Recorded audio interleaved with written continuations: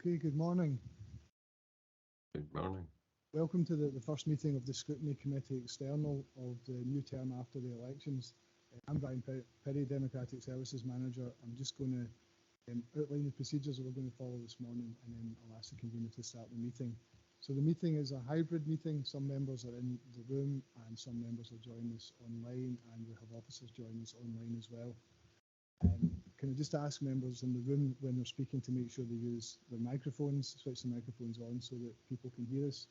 If you can't hear us, if you're joining remotely and you can't hear us, if you could just let us know so we can turn the sound up. With that, I'll pass over to convener, Councillor Brown, and she'll take us through the agenda. Thanks, Brian. First point of the agenda is the minutes of the previous scrutiny meeting held on the 10th of February 2022. Does anyone have declarations of interest?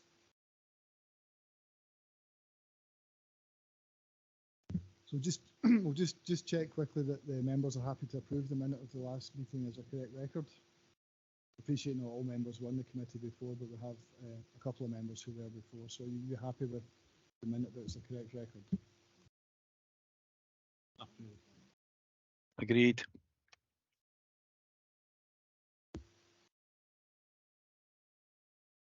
And I think, as the convener said, we'll just move on to declarations of interest. If any members have any interest they wish to declare on any items of business in the agenda, which is essentially the next report on following the public pound, could let the convener know just now. Didn't see any hands, so that's fine. And the last procedural before we start is, I should have said at the start, we have an apology from Councillor Redmond who can't join us this morning. So with that all done, into the meat of the business, which is item on following the public pound, community development, and introduction by Robert Naylor, Director of Children's Services.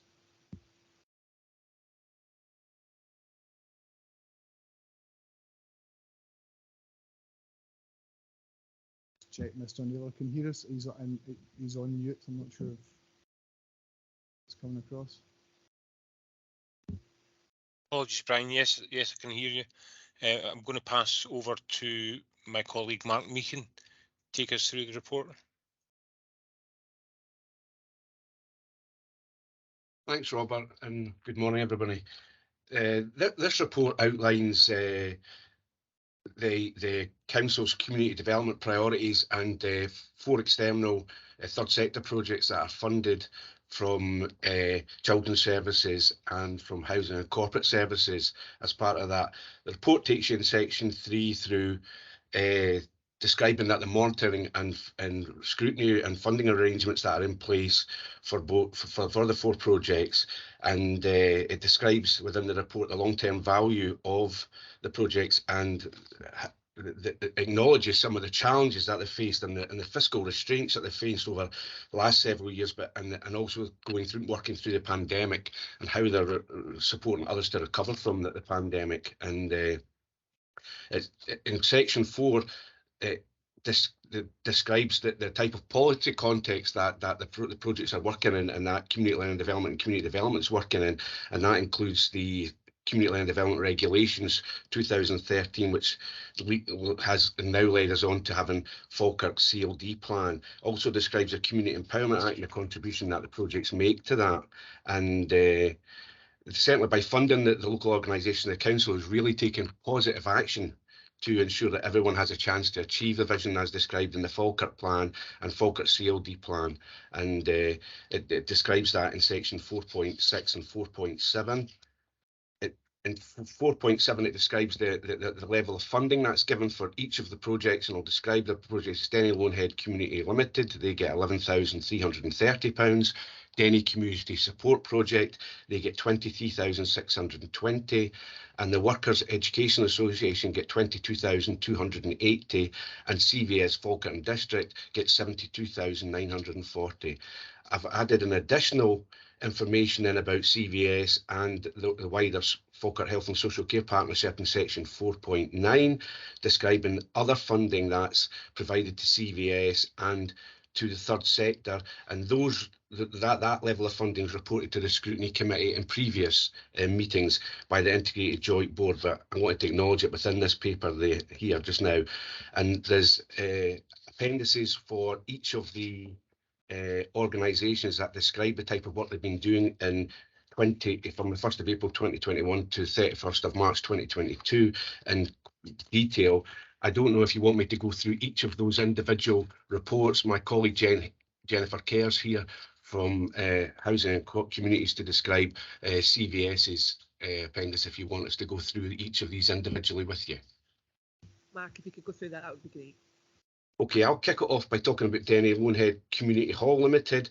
That it's a bit like a thing. It was formerly known as Archibald Russell Community Hall, which was a hall which was built about 20 to 25 years ago through planning gain up in the Denny Lonehead area.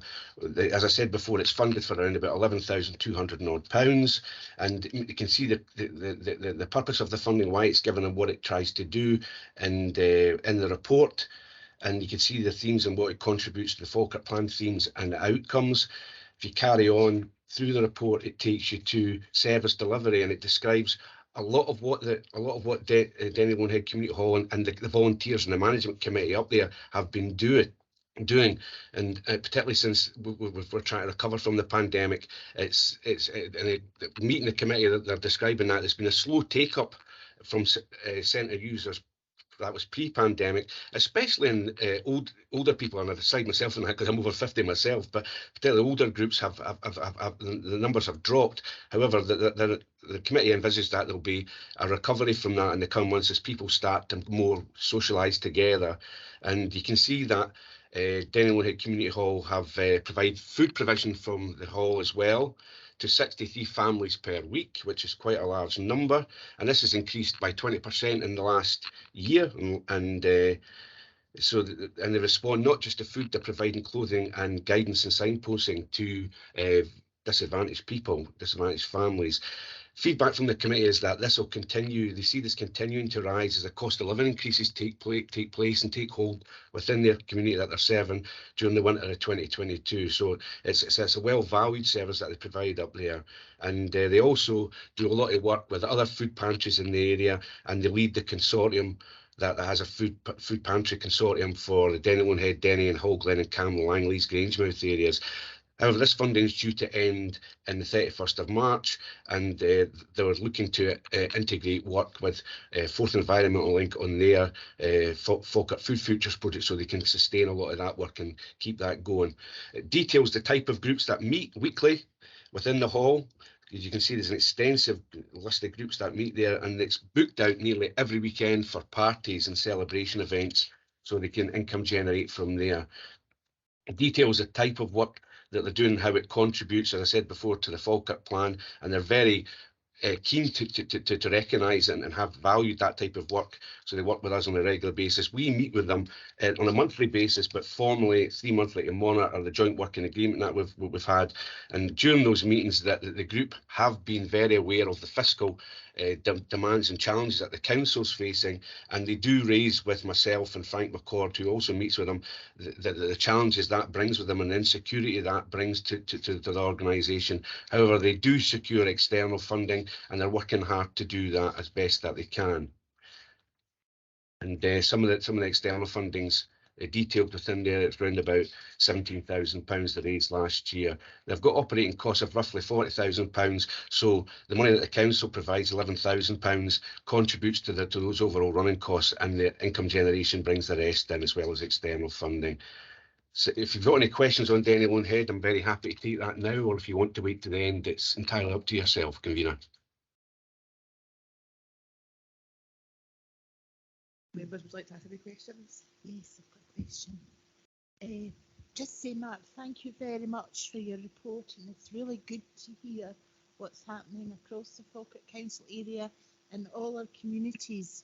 I do have a question on this regarding this hall, the Archibald Russell Hall, known as Denny Lonehead Community Hall. It's actually on page 19. And you've mentioned in your report it's been nearly a year since groups started to use the centre, which is probably the same for a lot of groups all over the area. I know what you're saying, the over 50s age range. This has been particularly slower for the over 50s. So I would like to find out, you say you envisage, however, I would like to find out what process is in place to encourage this cohort of people to return to make the community hall inclusive for all. That's one of my two questions. Do you want the second question just now? I'll take your first one if that's all right. I'll just take the first one by one. Yeah. Speaking to the committee, they recognised that there was a slow uptake from the over 50s coming back, and they actually contacted a lot of them by phone and also went to visit them to see if there was any support that they could offer that could bring them back out. And I think it was all down to people's confidence in that age range. They weren't too confident about coming back out and mixing with other people as well, and they were not convinced that COVID had gone away completely, if that's the way to describe it, and that they would still be susceptible. A lot of them had underlying health conditions, as you can imagine. And what the committee has been doing is actually trying to set up smaller groups rather than larger groups like was pre-pandemic, so that people build confidence and can come out, and they've tried to increase the number of groups but keeping them very small. And they, after speaking to a lot of the users and speaking to others who were previous users, they've indicated that they feel a wee bit more confident and they'll start to gradually come back to begin to access them. But a lot of it is face-to-face contact, councillor, that they've been having. That's reassuring. Thank you, Mark. My second question is still on page 19. You say there, as most weekends, the hall is booked out for parties and celebration events. I believe the hall generates income from this. And I was wondering if the case could be expanded to generate more income. Has that been looked at? And has there been a review of charges recently? I mean, that's in view of maybe there's going to be a lack of sourcing of funding in future, potentially. It's a really good question, and the management committee at Denelon Head continually review their charges, and they benchmark it against other neighbouring halls and centres to set those charges. They are very conscious that they don't want to price themselves out of the market, if that's the right term to use. So they try to ensure that they can offer the use of the hall and other meeting rooms at a reasonable price, so that it wouldn't exclude people who maybe haven't got the means to take out the hall. And they actually price the hall at weekend hires very, very reasonably. I would say I think it's about £12 an hour that they offer that up. And the management committee, to keep it at that rate, they undertake a lot of the cleaning and tidying up duties and things like that at the hall. But they do regularly review the pricing structure, but they're minded that they're trying to serve a community that has challenging fiscal priorities within each family as well, and they don't want to price themselves out of the market. Thank you, Mark. I appreciate that. Thank you. Councillor Balfour. Thanks, Convener. Yeah, just a question on page 19 that mentions the cost of living crisis at the moment. There's obviously going to be further increases in fuel costs and whatever coming up very soon.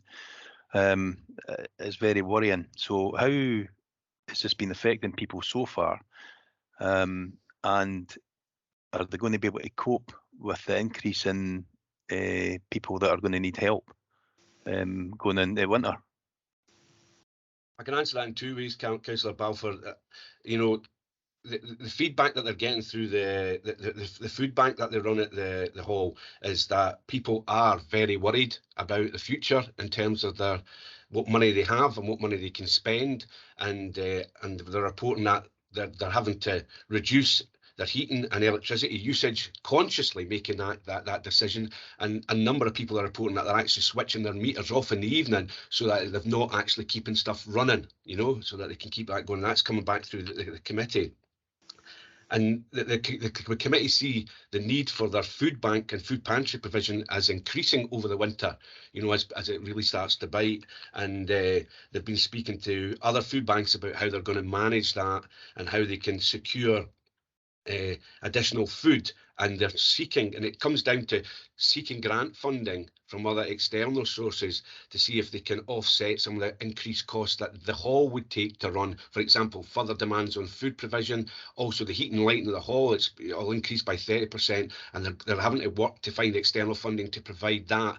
They're certainly taking a different model about when they're talking of getting stuff for the food pantry. They're also going to be adding into that external funding package an increased heating and lighting cost to run the food pantry. So they're building that into the complete package as well. So that they never thought about this previously. They just thought it would run within the centre as is. But now they're having to recognise that there's going to be increased costs as a direct result of running the pantry. So they're trying to take a much multiple approach to it, Councillor Balfour, if that answers your question. Okay, thanks. Just one other question. There's going to be an issue, obviously there's been an issue before with people actually cooking or heating food. So there's going to be a much increased issue now because of the cost of electricity or whatever. So is there a plan in place to do like cold food packs and things like that people don't need to heat, or something that can just be microwaved or things like that? Yeah, they do offer different types of food provision within that, and they do get into conversations about how people can maximise their income so that this benefit advice, etc., is tailored and not just the provision of food. There's also, they encourage people to use slow cookers, which don't use as much electricity and that type of thing. And air fryers are the same. So they're actually looking at a provision that can lend people, slow cookers and lend people air fryers. So they're trying their best to try to do that, as are all the food pantries and food banks as well. They're all offering that service as well, Councillor Balfour. Okay, thank you. Councillor Aitchison. Yeah, I don't know if it would be pertinent to ask Robert Naylor a question about his original report. Would that be all right? It's a point on 4.9, Robert. It says over and above the allocation, Falkirk HSCP allocated 157,000 to Falkirk Council to support HSCP community learning and development posts to help develop capacity within communities. Could you maybe expand that a wee bit and tell us what the potential services could be, or what's going to be on offer? Thank you, Councillor. Again, I'm going to pass over to Mark, who could give you the detail of what that resource has been used for. So the Health and Social Care Partnership fund 3 community learning and development staff that are housed within community learning and development children's services. They are particularly focused on working with target groups to look at the health inequalities within each of the areas, the localities. So we've got a worker in each of the 3 localities that take forward that type of work. So for example, those staff are working with elderly groups, people with disabilities, people with sensory and hearing impairments. They're also working with a number of youth groups who have disabilities as well, and obviously the elderly, to try to develop their own services rather than being reliant on statutory services. It's very much taking a community development approach to that. I don't know if that answers your question, but the £157,000 is to pay wages for the staff. No, that's perfect. It's more enlightening than what the sentence says in the paragraph. Thank you. Second question, Mark. Some groups may have stopped since the pandemic. Did the committee have they been re-evaluating what they have on offer, and have they got any potential new services that they wish to offer the community?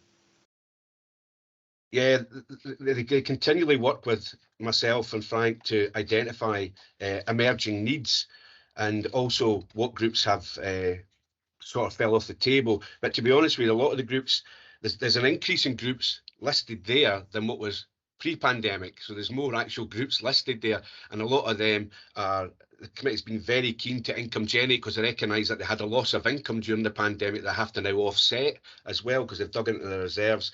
So there's more groups there. In terms of emerging need, they're particularly looking at work with young people, but it's not centre-based work, it's more an outreach detached type work and engaging with young people in the immediate area. They're finding that a lot of young people are hanging about positively around about the centre, but they're not coming into the centre for whatever reason, and it's maybe because there's play equipment and activity equipment in the area, and that young people are accessing that. But the management committee feel as though they would benefit from some youth work input, so they're working with our service to begin to explore how they can source the funding to do that and to take that forward for themselves. Right, Mark, thank you very much. Cheers. Do any members have any more questions? We can move on to the next report, please, Mark. No problem, convener. So the next report is Denny Community Support Project, which is based down at Bridge Crescent in Denny. And as you can see, their overall aims are listed there. I won't go through them, and I won't go through the how they contribute to the Falkirk plan, but it's detailed well there. The committee will note that the Denny Community Support received £23,620, and they have had that figure for the last 4 years. 5 years ago, they received £28,000 roughly. And within section B in the service delivery aspect of this, there's a wide range of services and groups provided by Denny Community Support, and that's listed there. A couple of years ago, so actually 3 years ago, the committee actually folded, and we worked with local people to bring another committee in and worked with them to build their capacity and confidence and competence to really run the project again. And a lot of the groups had fell away as a direct result of that mass management committee the disbanding and resigning. So the new committee's had quite a bit of work to do, working with ourselves to attract new organisations and agencies back in to use the flat there, and you can see the extensive range of organisations that use that. The management committee take on a very enabling role and try to be very positive and responsive to emerging community needs, and work really clearly with a range of partners. And they've worked really clearly with, Forth Valley NHS, a range of organisations that support ethnic minorities, and also Fair Share Scotland and Fairer Falkirk. They've worked very closely with them. They've extended their youth provision and are looking to do that going forward, working in partnership with Community Land Development Children's Services to do that in the coming year. And we will support them to establish a new youth work provision in the area, with the view that they will secure, Denny Community Support will secure external funding to continue and sustain that going forward. You can see on page 28 how the project contributes to the Falkirk Plans themes, and looking at that, you can see on page 30 the list of external funding. So for £23,000, they have managed to lever in roughly over £47,000 of an inward investment into the area for community projects, which I think has been fantastic. They're also part of a Forth Valley Health Board led research project, which has secured nearly £300,000 over the next 2.5 years to particularly look at health, weight and well-being, general health and well-being, but also obesity and weight reduction in the area. And they're one of the community projects that works with a community project doing at Westfield to look at how they can do that. And part of that money is about getting further service delivery coming in from Forth Valley NHS to provide different types of services that link to community link type work in the area. So it's really fantastic how they've been directly involved in that. This project worked really closely with the YMCA building. If any of your elected members are aware of it, it's very close to where Bridge Crescent is, and they've worked really collaborative with that YMCA grouping to bring in additional funding to the YMCA. That's allowed the YMCA to refurbish their building completely to make it a community meeting resource, and it's much larger than the flat area, so they can do large scale meetings there. And it's fantastic to see that they're taking a type of campus approach in the area to that, and it's been really well received by local people, and people are accessing it. The project certainly provides value for money. For the money that we give, we do give it. It allows them to access funding that the council wouldn't normally be able to do, to provide services that the council wouldn't normally be able to do in that local area. Quite happy to take questions on Denny Community Support Project, convener. Do members have any questions?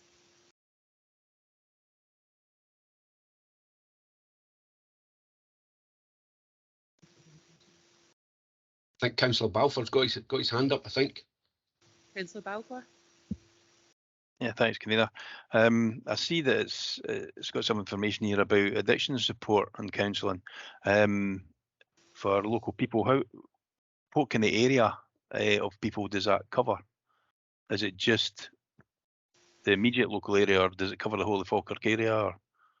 it's supposed to just cover, and I use the term supposed to just cover Denny and Donny Pace area. However, there have been people accessing it from other areas as well, and that's primarily to do with stigma that goes around about this and accessing services locally, and they would rather travel to another place that doesn't necessarily know who they are or can identify them.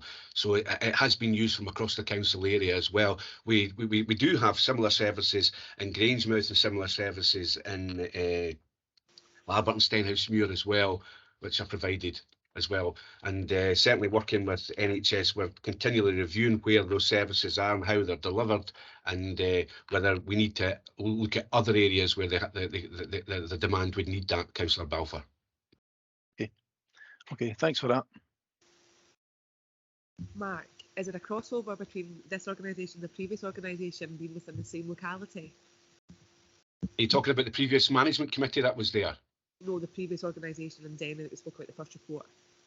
Yeah, there's quite a distance between where they are. You know, there's a good couple of miles between, and they certainly serve different communities or neighbourhood areas. There is a sharing of skills, knowledge and expertise and resources from across, both from Denny Community Sport and Denny Lone Head area, but there is there's two different types of projects, to be honest with you. But they do share information and do share resources with each other to make sure that they've got the skills, knowledge and experience that's available in the communities they're working in. Thanks, Mark. Can we move on to the next report, please?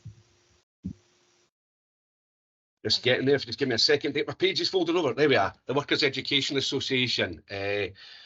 We've worked with the WA for short for nearly 14 years now, and their type of work in the past was around about numeracy and particularly work-based numeracy. However, the demand for that service reduced as years progressed, and we refocused the work of the WA to begin to really work with the most disadvantaged people and people who really need the type of work. So they moved into doing work with job clubs, what we call job clubs. So they worked in Bonnybridge, delivered the service in Denny and in Grangemouth and in Falkirk, and the work clubs were well received. However, it meant that the staff who were working with within the project did not have the time to do what we called intensive work with individuals who were furthest away from the job market, and we focused it down tightly. And also because they had funding reductions, that meant that they didn't have the same level of staffing that they previously had. So as you can see from the funding, they get £22,280, and you can see over the years that's stabilised. But the last 5 years ago they got 29,000, and before that they got 35,000. And certainly that's impacted on what the WA can do, working in partnership with ourselves. But you can see in the service delivery aspect that the Grangemouth Job Club has 13 adults that attend, 13 learners, as I was describing it, and they're working on things like digital skills, job application, how they perform during an interview and preparing them for the interview. Major thing in the last couple of years has been that it's reduced the social isolation of those individuals who are meeting, and enabled them to move on, thankfully, to get employment. 2 of those 13 learners got employment as a direct result of coming there, and 2 of the learners got signposted to further digital learning delivered by CLD and by Forth Valley College. And a number of the learners then progressed on to voluntary placements within the community food pantry, which was fantastic for them. You can see some of the impact statement. I got the staff to put some of that impact statement in it, so it gave you a flavour of the type of thing that the learners were doing and what they found useful about it and how it impacted on their lives. And some of them were saying, you know, that they've not got broadband in their houses, and this gave them an opportunity to access broadband, and it was just fantastic to see people, as well as doing some of the tests that they wanted to do, and increasing their employability. You can see that the workers have also been involved in a project which is called Thriving to Keep Well, it was in Camlin, where there was 10 learners involved in that, and they all went through a new award that's called the Adult Achievement Award, which CLD and the WA delivered collaborative together. it's good to hear that the 10 learners all received that award and we got their accreditation. And as part of that, the learners reported that they felt as though their life chances had increased. And what we mean by that is that they were able to go on to training, further education. Some went to higher education and some secured employment, and they felt a lot more confident and that their mental health had been improved as a part of taking part of this course. And some of them described them actually becoming better parents. I should have really done this course myself. I think many years ago I would have been a better parent myself. And it just describes how some of them moved on to communication awards at level 4, which is quite a high SQA leveling for a lot of these people to move into. And it describes an impact statement there, and it's certainly describing they feel more confident they can help with their family. That's in itself is a fantastic achievement. Describes work that's happening in Denny in there, and describes what some of the learners have been doing. Also describes on page 37 that there was a project that a number of the learners got involved, which was postcards in the pandemic, which was funded by the Adult Learning Strategy, money that came out towards the end of last year. And there were 6 learners in that, and they contributed to stories and discussions and wrote postcards about their experience. And it was basically to create a social history archive to do that. You can see some of the other projects that staff have been involved in there on page 37 and page 38. A lot of the work is around supporting people with dyslexia and literacy support. So you can see that there's a statement there from one of the learners who comes from Grangemouth describing some of the work that they did with the staff there. So the project's been doing really, really good, and it's going to be picking up some of the work around with young lone parents, particularly dads, young men who are either with their children or are not necessarily included in the family life with the mother of the child and of the child as well. But we're going to be developing a project because that's come up as an unmet need, that there is work to be done with that, and the WA are going to look at how they're going to develop that with us as well. The skills that they've got is very much what a lot of these young dads are looking for, and can build that relationship and support them to get involved in that project. That'll happen over the next year. Quite happy to take any other questions from councillors, their convener. Councillor Kelly. Hi. You say, are you expanding this to the smaller villages round about Denny and that area? I mean, Banknock, for instance, in my ward, a small, large village, there's quite a lot of unemployed, a lot of single mothers and that, and they could do with this WA help. Is there any plans to expand it out? I'll answer that, Councillor Kelly, right now. I was in a meeting yesterday, which is Falkirk's Employability Partnership, and we were describing the type of work that the WA and other third sector providers do. And employment training, you were describing some of the funding that's available just now and around that, and we're waiting, as some elected members will be aware of, the UK Prosperity Fund announcement that's going to come towards the end of October. And we've put in an investment plan just now for that, and that'll allow us to look at this type of work being expanded into neighbouring villages like Banknock, up in the Upper Braes as well. And Employment Training Unit are the organisation, the service that's coordinating part of that, and certainly we'll be looking at that, and we're actually doing an investment plan workshop at our next meeting in the end of September that'll look at where the emerging needs are and where the best place to do it. The challenge is the money that we'll get won't meet everyone's needs, and that some people might need to travel. There won't be anything on their doorstep all the time, and they might need to travel to a more central location to access that resource. But we'll do our best to provide a service that's pretty flexible and responds to their needs as far as what we can. I'm quite happy to update you on that individually, Councillor, if you would like any more information on that. That'd be fantastic, Mark. When you say travel outwards in areas like Banknock and the Braes, there's no public transport, or very little public transport, and it makes it really difficult. Which is perhaps we could have some sort of travelling roadshow going around these places rather than in a fixed point. But I'd love to speak to you about that later sometime.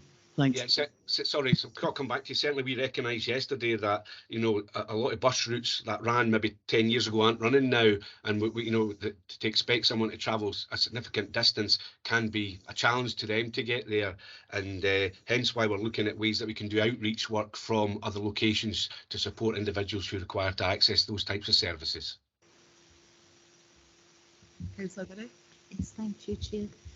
Mark, it's really interesting to find out, well, the initiatives this organisation's got, Workers Education Association, but must admit it's the first time I've heard of it.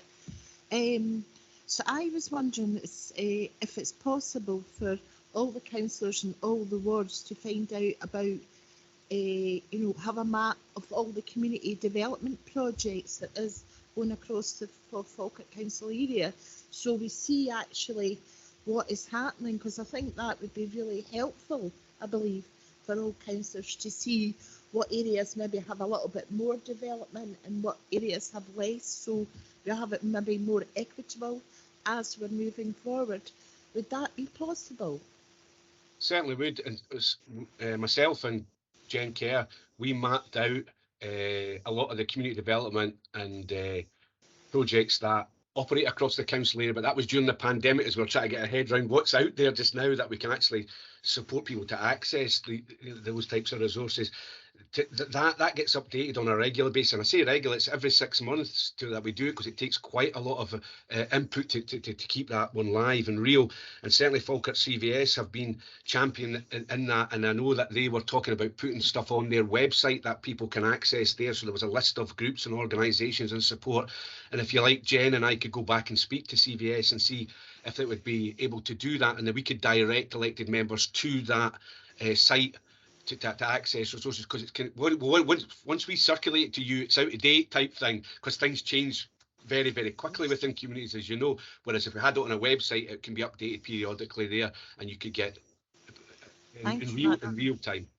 I would really appreciate that. I think that would be helpful for all councillors. My second question, I know that was a question really, but this one is on page 38. It's with regard to this organisation, working in partnership with communities. It states here communication with communities is improved. Could you maybe explain how this is done?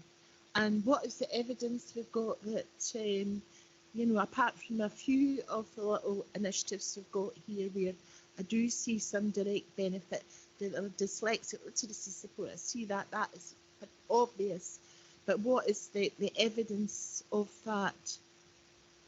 Yeah, I'll come in there, and I think Jen will come in just at the back of me, I think.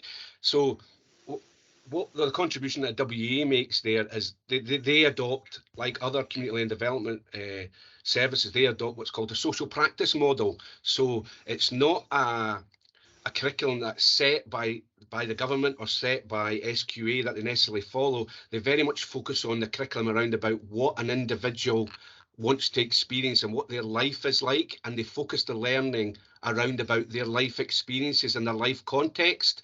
So someone may come and they may have a question for us, like, how can I access the centre more regularly? So rather than us telling them how they access it, we actually take them through a process of getting them to access it and supporting them to access it, so it becomes second nature and it's behavioural change for them, and they begin to create understanding.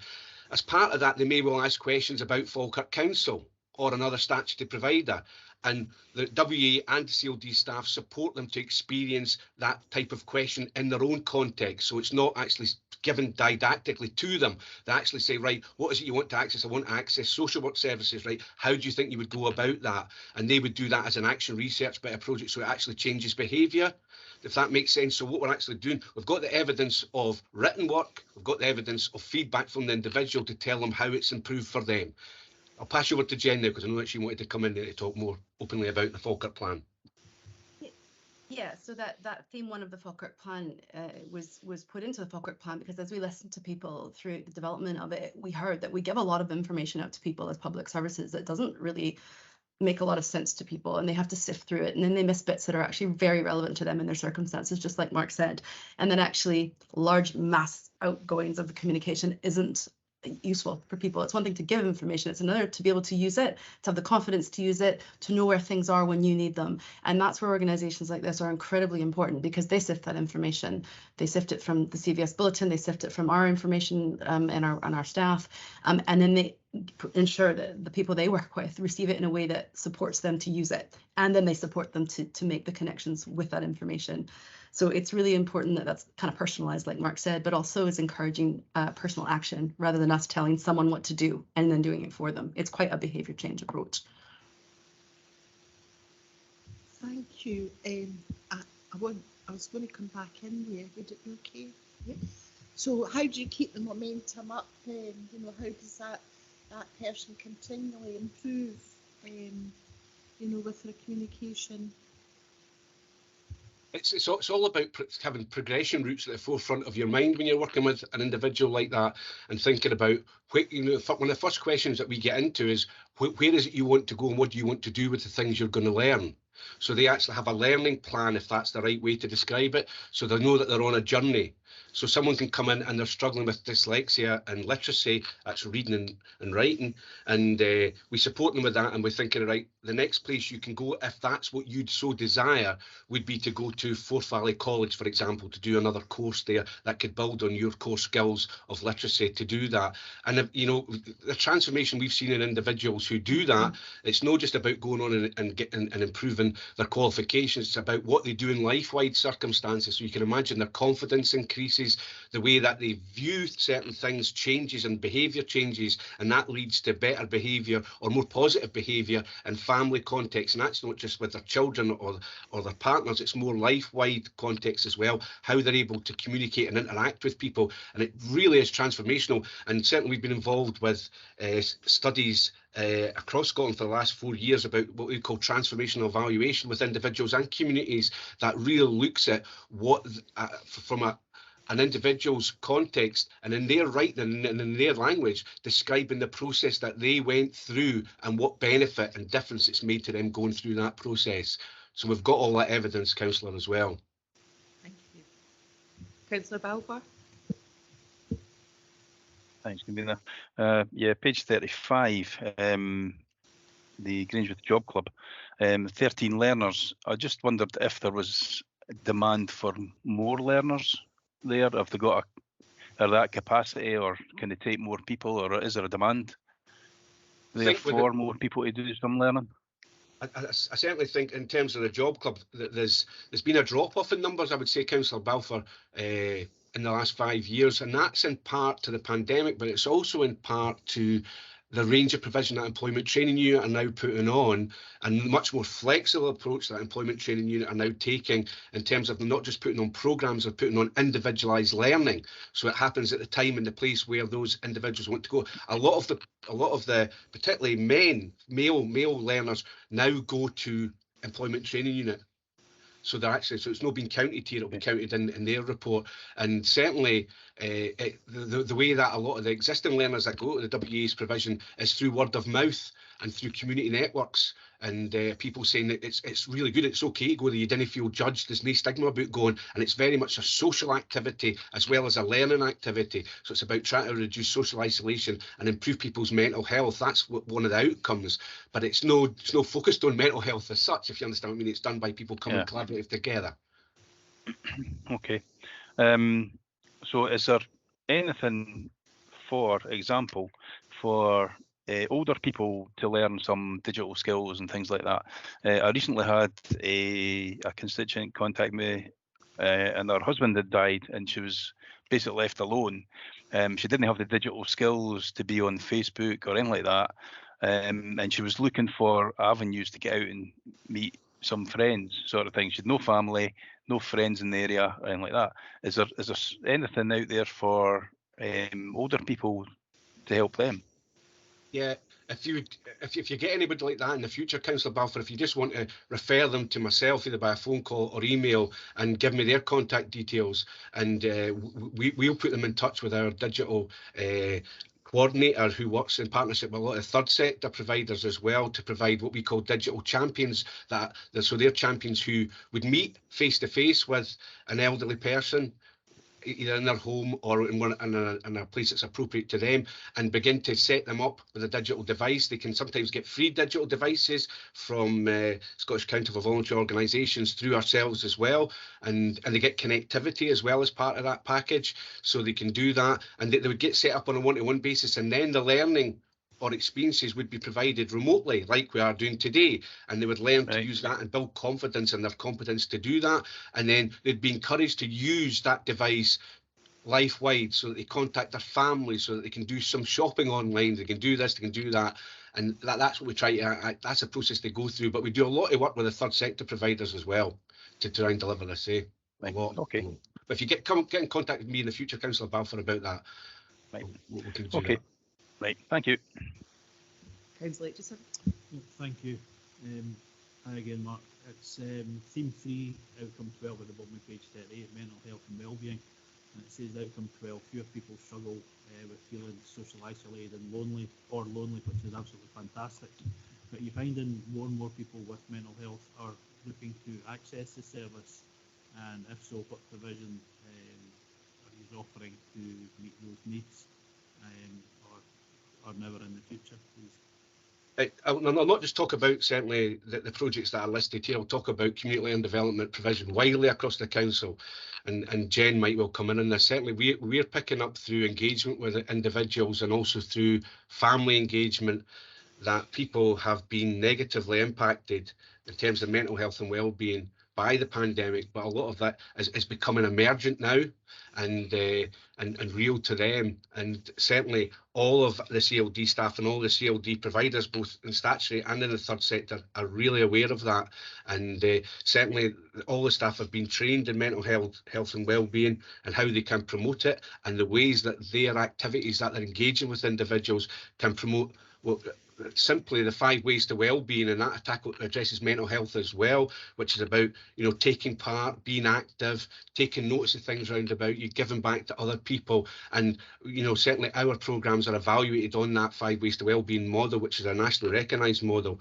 And certainly, but yeah, there has been an increase in, and Robert might come into that, to answer your question as well. There's high levels of young people reporting through various studies that their mental health has been significantly impacted negatively as a direct result of being, but there's also adults that have that as well. But I think it's mostly young people that's getting the publicity at the moment, whereas there's an adult population that's been impacted as well. And certainly we're looking to expand and work with communities to see what can be provided. And we've got social prescription workers as well within each of the communities that's linked to various health centres as well. And I know that they're going to be expanding.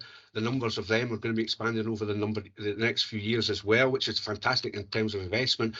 But what we do need is communities to come together to look at how they can provide services as well with themselves, and we're supporting that to build the capacity, and Jen's team's doing that as well, how we can do that. Jen, I know you've got your hand up. I don't know if you want to come in now. Sure, I just maybe wanted to add some kind of data around some of what you were describing there, Mark. So pre-pandemic, the Health and Social Care Partnership was working with third sector partners and other public sector partners to look at isolation of elderly people. It was such an issue. We knew isolation is very bad for your health. It's worse than smoking. It can kill. So isolation and being at home and not being able to connect was a problem. During and post-pandemic, everyone was reporting that, all age groups, all sectors of society, lots and lots of people reporting isolation, people working at home all day for various different reasons. And ultimately, at the end of the day, it's about belonging, a sense of belonging to something, participating in your community, in your neighborhood, in your ethnic group, in your interest groups. And so people participating in strong networks and strong communities and anything that encourages and supports, like we're talking about, encouraging someone to actually go along to an activity and join in, or be confident enough to go to a job club for the first time. It's not easy to walk through a door when you don't know anyone. That stuff is what's really important. And if we can support people to in fact, isolation is probably one of our priorities to prevent mental ill health. And at our recent community planning board, we had our suicide prevention coordinator talking about something like participating in a litter pick can prevent a suicide if it helps someone feel like they belong to something. It's that simple. It's about people belonging, having friends, having a sense of purpose.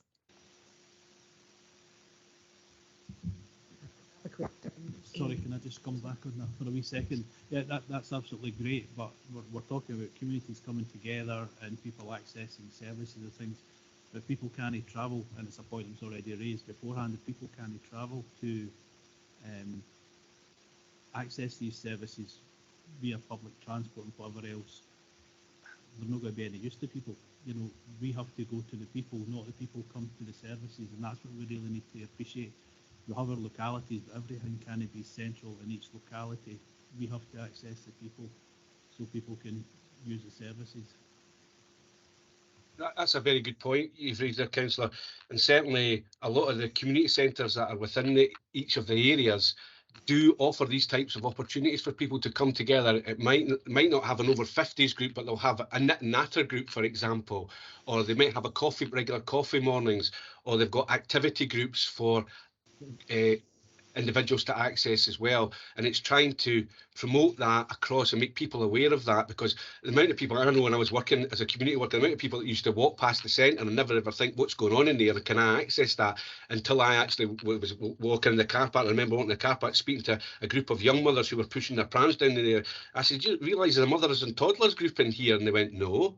And I said, you can come and get it. You come and is it, but what are they like? Are they good people? I said, I didn't care. I think they are, but you can come and judge for yourself. And they accessed it, and they became the chairperson and treasurer of the group years later. You know, they moved on, and they stayed within the group as long as they needed it, i.e. when their kids were toddlers. And as their kids moved into youth work and children's work, they moved with them and became volunteers in the centre. So it's a good way to get people in the door to that. And it's just raising awareness all the time. And certainly we're learning how to use social media to try and promote more access and more prominence of groups that are there. And certainly that's a process that we're going to continue to do to try to do it.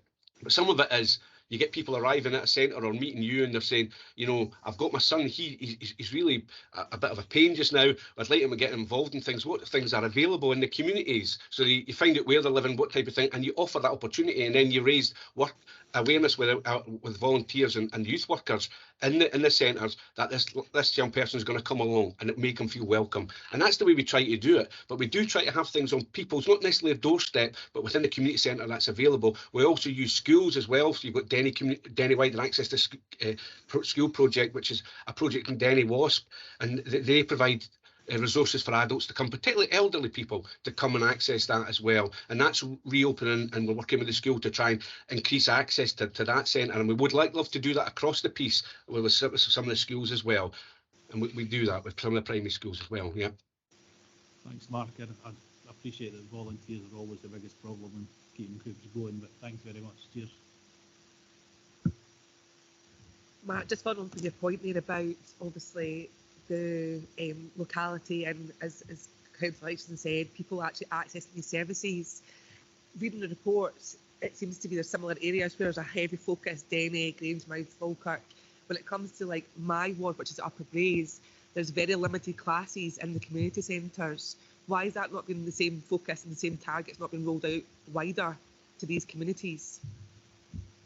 Part of it from Children's Services CLD perspective is that, you know, certainly we're charged through the CLD regulations, and the CLD plan has to go there, that we have to target areas that have significant disadvantage and are experiencing inequality. It's not to say that the Upper Braes area isn't experiencing that, but the higher levels are certainly down in Grangemouth, Denny, and parts of Falkirk town centre areas. Certainly, so that's the first thing we begin to target. But there's other areas that we do want to work in, and certainly if there's a need that comes, for example, up in Shield Hill, Slamanan, Avonbridge, then we will work with the management committees to try to meet that need and put provision on. We'll try to recruit volunteers to develop that, and we've done that extensively in the last year with a lot of the youth work that's going on in the areas. It's all run by volunteers with a member of staff working in the evenings from community land development, but you've got roughly 6 or 7 volunteers delivering that service, and we want to try and roll that out for adults as well and look at how we can do that. But certainly if you're aware of any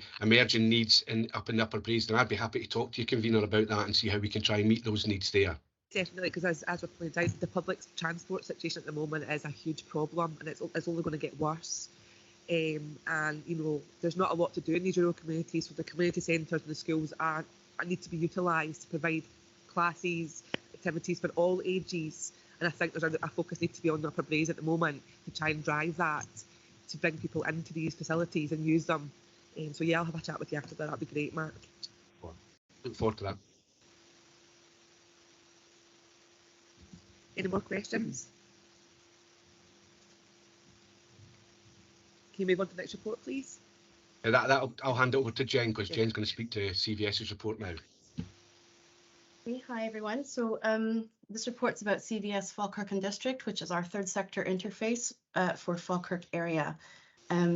This organisation has a range of has a range of funders from both the Scottish Government, who funds the Third Sector Interface Network. They work closely with the Health and Social Care Partnership and also receive funding from them, as well as from Falkirk Council. So we contribute through a joint working agreement to this organisation's objectives, which are aligned to the Falkirk Plan, and support it.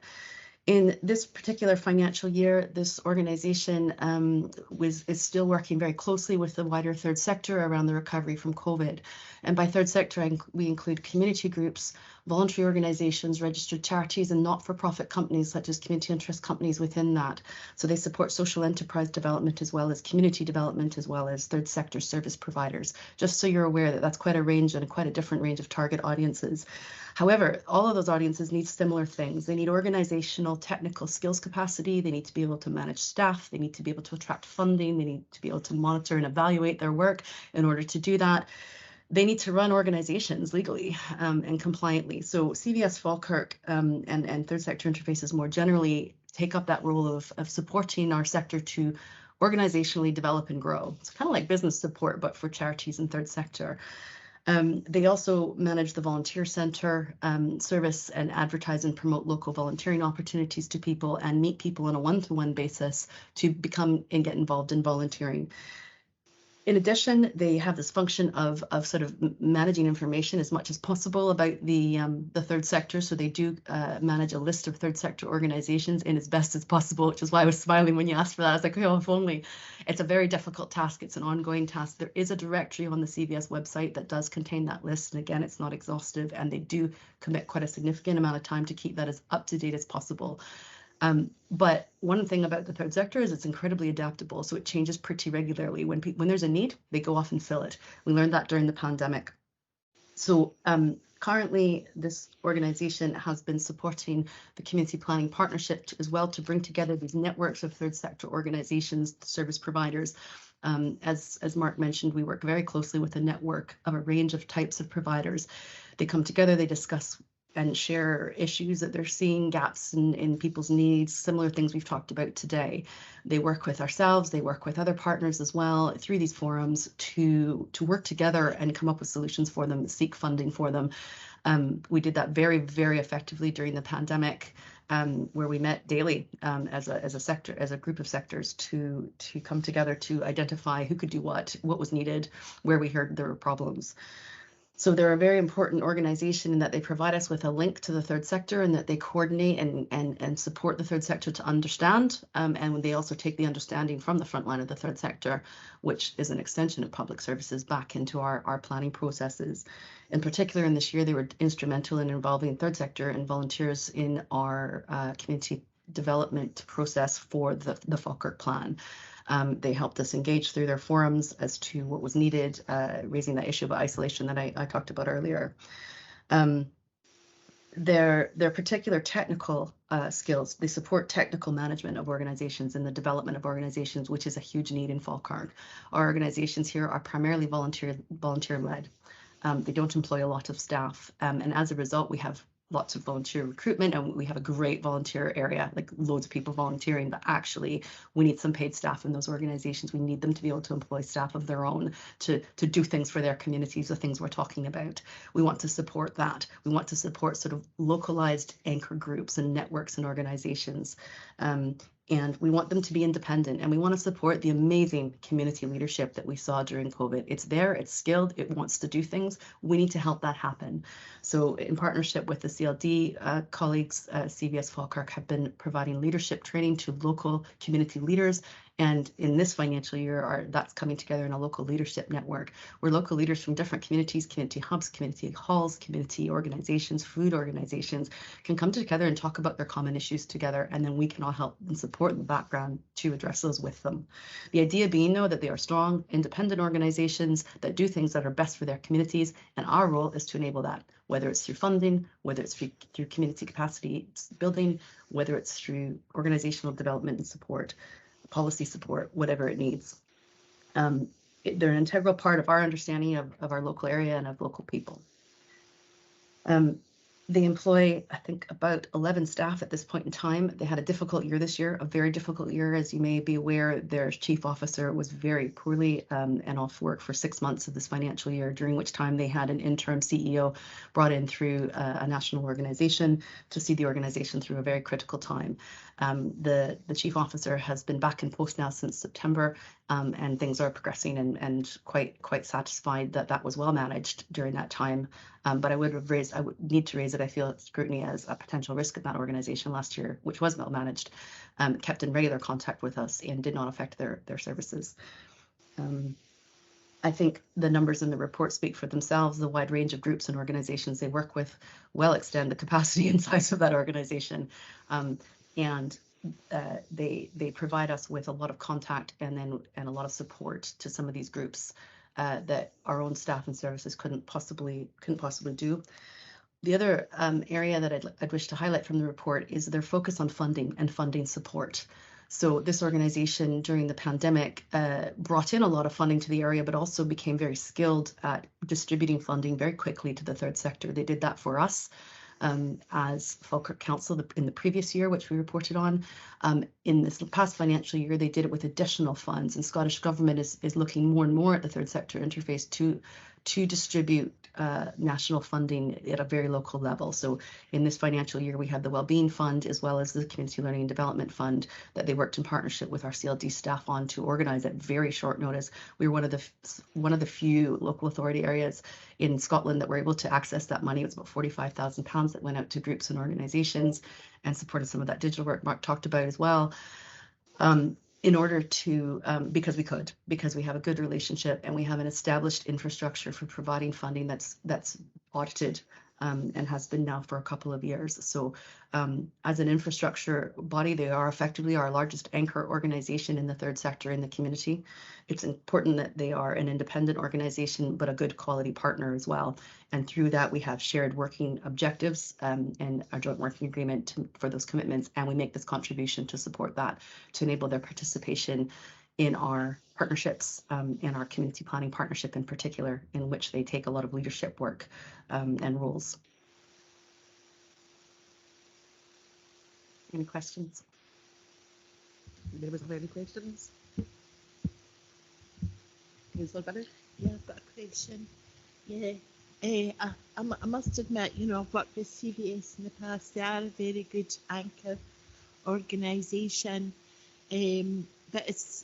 but today, actually in the report, and yourself, Jen, you've talked about volunteering a lot. I know CVS does try to encourage, you know, a lot of volunteering. That one thing I've noticed, we don't seem to have. We talk about volunteering just about in every sentence there, but we don't have any data as to the numbers of volunteers. But my question is, I mean, during the pandemic, there was a lot of you volunteers out there, basically. However, now that we're back to normal, has that changed? Has numbers remained static? Has it decreased? Has it increased? Do we know the reasons why these people put themselves out there? And they all went above and beyond, actually, during the pandemic. That community spirit was there. It was alive. It was there. It helped us through it. So I would like to find out the reasons why, you know, people have left volunteering, because, as you say, they've picked up a wee bit of skills there, actually, and they would get to know the community more. So I would like to find out why they're not volunteering now.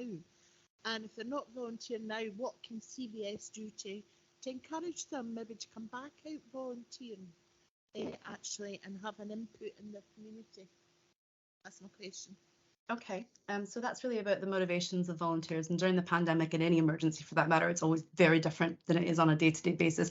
There's actually been a lot of studies commissioned during and towards the end of the pandemic there, and I can share some of that research with you. A lot of that is about the sense of emergency, and a sort of sense of self all of a sudden emerges during an emergency that's very different from a day-to-day one. But ultimately, people want to help others. That's really lovely and positive to see.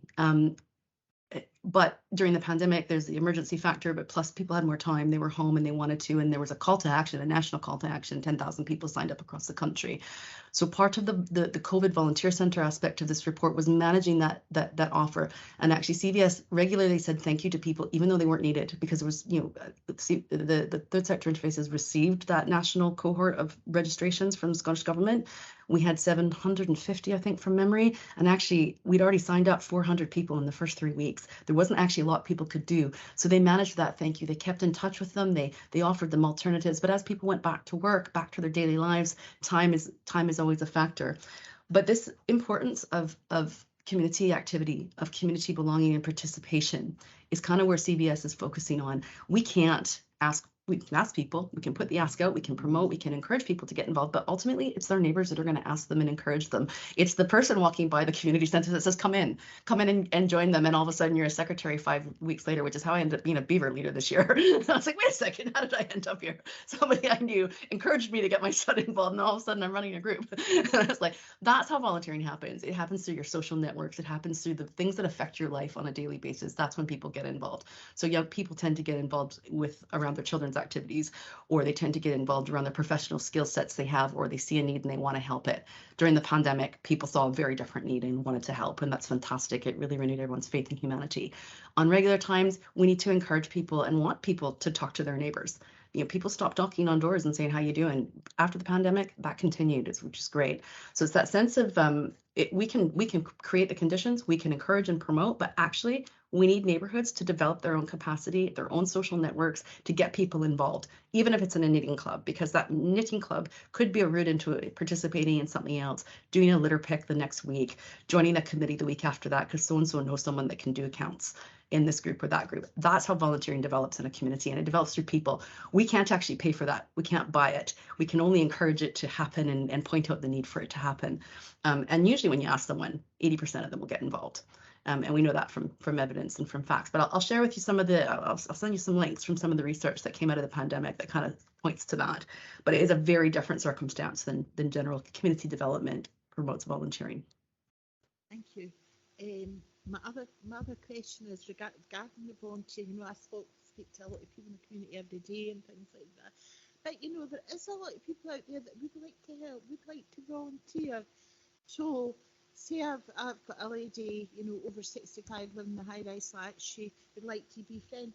Some of these people don't know how to go about it, where to look, things like that. So what are we doing to raise awareness of that for all our communities and all the types of volunteering? Is there a central point? Not everybody knows to look at CVS website. If you say it's in to look at a website, they don't know it's there, they don't know how to look there, do they? So we need to find a mechanism where people can see what sort of volunteering there is out in our Falkirk Council area, and I don't know how that could be done.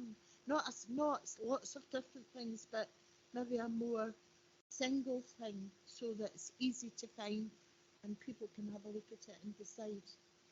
So during the pandemic, one of the volunteer centre reports there about COVID is a Volunteer Falkirk website was set up, which advertises these organisations. There's a national infrastructure through that database that keeps a list of the organisations and their volunteering opportunities. But that requires formal registration with the volunteer centre. They do provide a matching service. So if you've got an individual that would like to become a volunteer, give them CVS's number. They'll send someone else to speak to them in a place that's suitable for them. They'll understand what it is they want to get from it. So if it's to reduce isolation and loneliness, they're not going to encourage them to volunteer in a back room in the archives, for example. They'll match them up to something that will benefit them, that they'll enjoy, that they'll keep doing. So there are resources out there, but that's the point about we can only promote that. We need people to know. We need local communities as well, if they want to volunteer locally in their own community, to be able to say, we're here, we need help, please come and help us. A lot of it actually comes down to communication and being welcoming. It is hard to start volunteering. It's something new, it's different people, again. So there's Volunteer Falkirk website, there's the CVS phone number, but again, if you refer them to us, we can pass people on to that. If they have a particular disability, it might be better if they start through an organization that's more open to the understanding of the barriers that might present for them, who would then also have the skills to put them into a role to address some of their barriers and find offer them the additional support. So there's a range of services out there to do that. It's just about knowing who to connect them to. And most service providers in our area, whether they're in our Falkirk Council, Health and Social Care, or in the third sector know those routes in. So probably contact anyone that works with people at the front line in community work would be able to help you to do that. But Volunteer Falkirk website is a good place to start. Thank you. Councillor Balfour. Thanks, convener. Just a few things. I'm going to go back onto the isolation thing with particularly older people. The woman I mentioned earlier, she's active, she can get out, but she was actually talking about maybe volunteering as well. I did manage to speak to a couple of local organisations who were going to contact her and see about getting her along and maybe getting her volunteering and whatever else. But there must be a lot of other people out there. I know of people who've lost their husband or whatever quite recently. They're maybe active and can get out. However, they've got anxiety issues, so they can't get out. Or there's maybe people who have got a disability and can't really get out, and they're maybe sitting for days or weeks at a time and see nobody. Councillor Aitchison mentioned earlier the transport issues, so they can't get from their home to the support or service or whatever. But there's people that have got, like I said, anxiety and stuff. They can't get out, whether they've got transport or not, or are maybe disabled and they can't get out. How do we get to these people? So generally, most of those people, and I say most, not all, are known to services and are working with services for specialists. So if they've got additional needs, and some of them are much more significant and more complex as well as others. So in particular, like for Grangemouth, for example, we've got the Older People's Welfare Service, who provide a specific lunch club with specialist transport that can take people with complex disabilities out of their home, and they're trained to do that safely. They've got special risk assessments to be supporting people to go to the bathroom, for example, in a lunch club or an activity club, because if you've got complex disabilities, it adds a whole other dimension to people who can volunteer in the support and the safety aspect of that. So they do receive support for that. They're generally known, but because it's a little bit more complex, it does require a lot more planning. So we do have some groups that do that already. If you feel there's people that aren't involved in services that aren't, I would say encouraging that link is the first step. Any service, and again, there's different types of organisations to support different people with different barriers to do things in groups. So we've got FDAM, for example, where if someone's kind of got low-level anxiety or just a lack of confidence even around social anxieties, they've got sort of peer groups that will go off and volunteer to do things together in a group. So there is stuff out there, but it's about encouraging and supporting someone to go to them for the first time. That is really the biggest barrier. Getting someone to go try something new is hard for everybody. So if you've got a barrier of anxiety to go along with that, it makes it 3 times as hard, if not more. So there is stuff out there. Again, it's just about knowing the right referral routes in for people.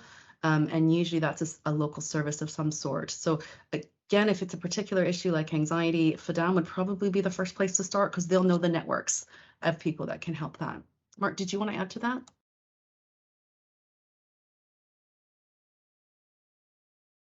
You're on mute, Mark.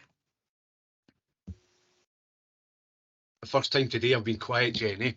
RVS and Falkirk certainly do a lot of outreach work where they've got volunteers who give up their free time to go out and contact elderly people who are maybe socially isolated within their own home and for a variety of reasons don't want to leave their own home for a number of reasons, and they build relationships with them, but they're ultimately trying to encourage them to go out, maybe go for a cup of coffee, go for a cup of tea, or just a walk outside in their community. That's what they're trying to do. So it's that first stages of trying to support them to make that transition outside rather than staying in all the time. But RVS, if you want, Councillor Balfour, I'll give you the contact details of them if you come across any people like you described. Certainly RVS are the people that do it, and they do it with volunteers, so that they actually hope that the person that they're working with becomes a volunteer to support others eventually as well. Right, that'd be very useful. Just another thing that Councillor Binney mentioned about having the information available to people. A while ago, Eastern Bartonshire Council, they had a system where there was a touchscreen computer in the libraries and the doctor surgeries, etc. And on that was a list of basically anything you wanted, and then from hairdressers, if you want to go and get your eyes checked. It all started off through an NHS thing, but I don't think it's operating now. But they're still looking into it. But it had everything on it. It had different shops for food, if you wanted shoes, and all you had to do was just go in and click your area or what you wanted, food, etc., and it would come up with a list. You would click on your area, and it would give you a list on a map of all the different places and whatever, Boys Brigade, different churches, you name it, it was on there. And the public could actually put in to add things on there. So if a new shop appeared, they could add that in.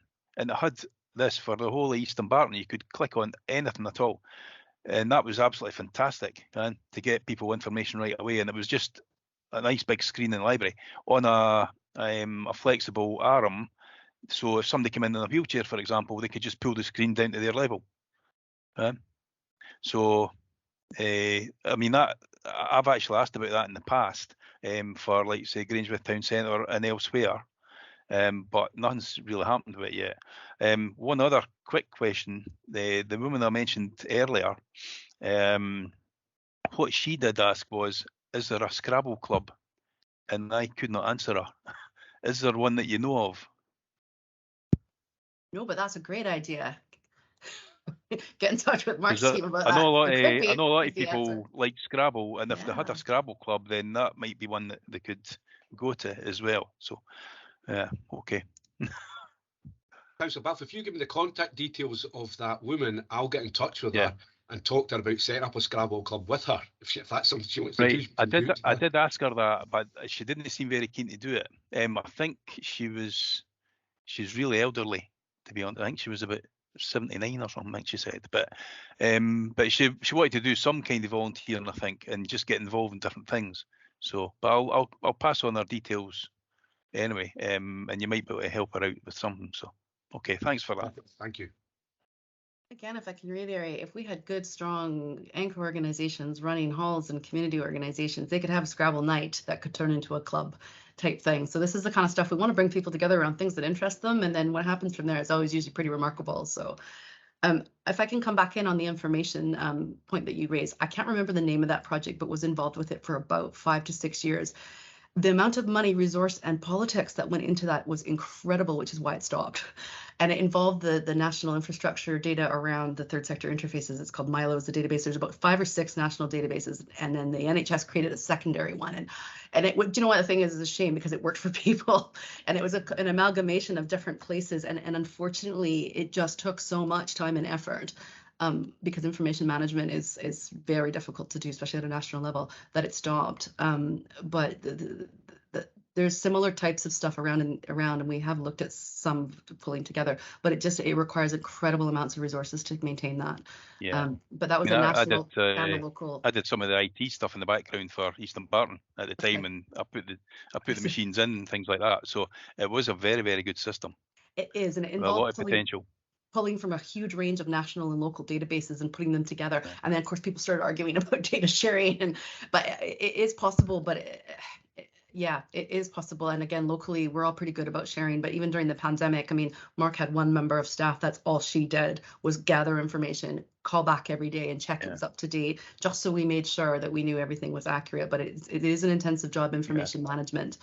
But having an interface to do it with, that is probably possible. And Mark, let's mention that to Sally, our new library head or new libraries manager. Yeah, I mean, there might be a kind of cut down version that we can do to point people in the right sort of place. And then if we can get a PC or link to that in libraries, local libraries and something like that, it'd be very, very useful. Great. Okay, thanks. Thanks. Any more questions? Somebody? Yes, thank you, Chair. Back on the last question I asked, and it says about data for volunteers. I mean, would that be possible? I mean, it's like the live volunteers, we've got to be in it. Some have fallen back and no longer volunteers. But it's actually to get a picture. I mean, how do you know how well we're doing? Actually encouraging volunteers, out there if we don't have any numbers. I mean, it might be quite difficult, the process, but, for example, if we've only got 100 here, maybe in comparison to Stirling Council, they've got 1,000 volunteers. Nobody's monitoring that, you know, that data. Is it important? Well, it is important if you want to encourage more volunteers if we've not got enough. And I know it comes from the person, I know what you're saying, Jen, that no, we can't make people be volunteers, but we don't have any data, but we talk about volunteers all the time. So it seems strange we don't have any data. You know, we're just talking about volunteers, but if there's no data, and there's no evidence that there is lots of volunteering happening in Falkirk Council. I understand that. But if I can answer that. So there is some data. It's not accurate because we have the Scottish Household Survey every 2 years, asks across the country who participates in activities in their community, I think is the language they use. We divide volunteering into formal and informal, and 80% of volunteering is informal, and most people wouldn't consider themselves volunteers, so they don't declare that. But that data has been collected now for about 15 years. Statistically, it's pretty accurate. Falkirk is about 25%, which is just really below the national average for what we should have in terms of our data. There's very specific patterns around volunteering. If you're rural, if you're female, you're more likely to volunteer.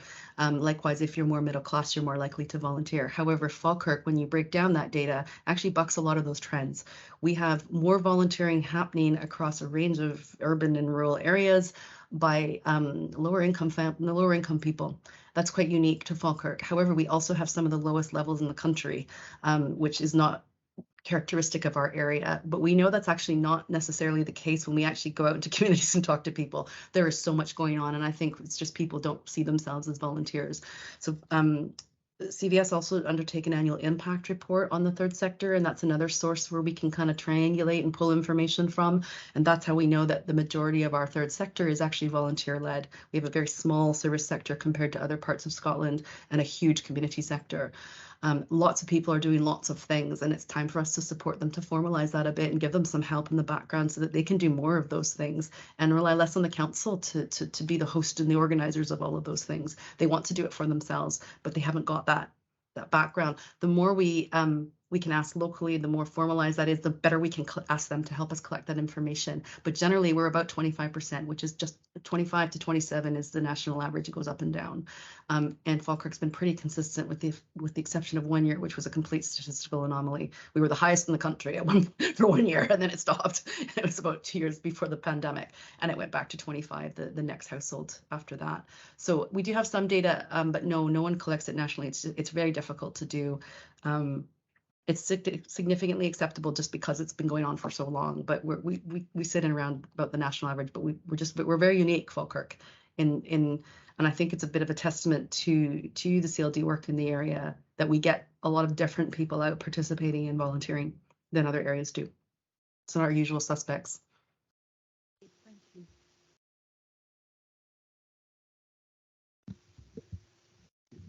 Thanks. I think that's us come to the end of the reports. I don't think there's any more questions from members. So, having heard all the reports, we turn to the recommendations in the report. And the recommendations, there's two parts. Members happy to note the report and acknowledge the progress made in each of the organisations we've heard about today, or otherwise, are we going to ask for further information? Now, nothing's come forward during the debate, so I suspect that it's the first part that you're just happy to note the reports. Mark, I did undertake to come back with a map of locations of voluntary organisations, but that's something that will just be provided out with the committee.